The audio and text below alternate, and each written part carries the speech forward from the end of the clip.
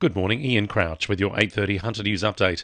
A man's been taken into custody after a standoff with police lasting almost 8 hours at Bar Beach overnight. Officers tried to arrest the man over an alleged break and enter in Hunter Street earlier this year, but he barricaded himself in the Light Street unit, allegedly threatening officers. Negotiators were brought in before police eventually forced entry to the unit and arrested him. The 48-year-old will face court today. Another man, aged 55, who's a friend of the accused, was also in the unit and was asked by police to leave, but he refused.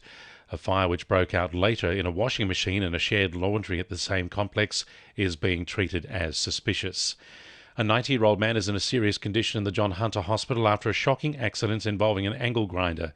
He suffered serious head injuries and was placed in an induced coma after the incident at his Tamworth home. The Hunters Westpac rescue helicopter airlifted him to Newcastle for specialist treatment. There's concern the Hunters' first responders are being forgotten when it comes to the long-term impact of natural disasters on our mental health. Mental health organisation 2NURFM Australia is urging emergency workers, their families and the community to look out for the signs of stress or trauma. National Relationship Manager James Maskey says the government needs to make sure the whole community gets support. Boredom Australia is urging key decision makers in first responder agencies, but both in state and Commonwealth governments, to continue to provide assistance for first responders who respond to natural disasters. Some of this work can include high-value policy reforms for mental health and wellbeing, additional government funding. Lower Hunter residents are being encouraged to have their say on a new bushfire management plan for the region. The Black Summer bushfires, which devastated many parts of the region, has prompted a new process for mapping, analysing and addressing bushfire risk. Residents can provide feedback on the updated bushfire risk management plan covering Cessnock, Maitland, Port Stephens and Dungog.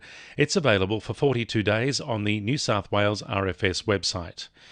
It's hoped a new program to deploy life jackets in at-risk coastal areas, including the Hunter, will save lives.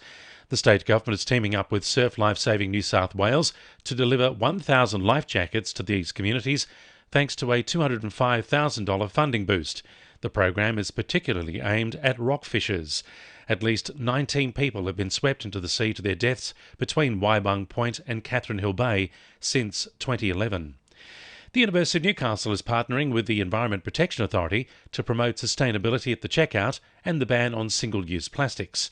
With EPA funding, they're planning to deliver a cookbook with recipes which only use ingredients which skip plastic packaging.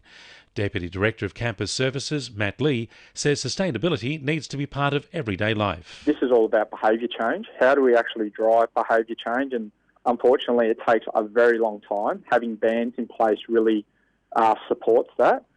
What do we need to do? We really need to get that out there. We need to partner with everyone in the community and really drive that messaging. 2NURFM Sport. Knights coach Adam O'Brien says underperforming players could be dropped at the back end of the season, with New South Wales Cup players making their NRL debuts. With the club's top finals hopes looking unlikely, O'Brien says there are options for more changes in the back end of the season. You know, now that we've got the healthier squad down in New South Wales Cup, it's important that those guys are performing. You know, if guys are continually underperforming, then there's scope to make change now. Broadmeadow have gone down to Bentley Greens in a 2-1 extra-time thriller in the Australia Cup round of 32 last night. A man-of-the-match performance by backup keeper Zach Bowling kept Magic in the contest until the 117th minute. The 18-year-old made a stunning 14 saves throughout the match, diving full stretch for the majority of them. And Merewether's Rose Davies will turn her attention to the Commonwealth Games after making her World Athletics Championships debut in Oregon yesterday. The 22-year-old finished 15th in her heat and 27th overall in the women's 5,000 metre event.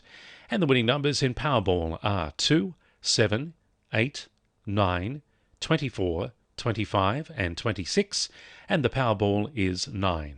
And now you're up to date with the latest 2NURFM Hunter News.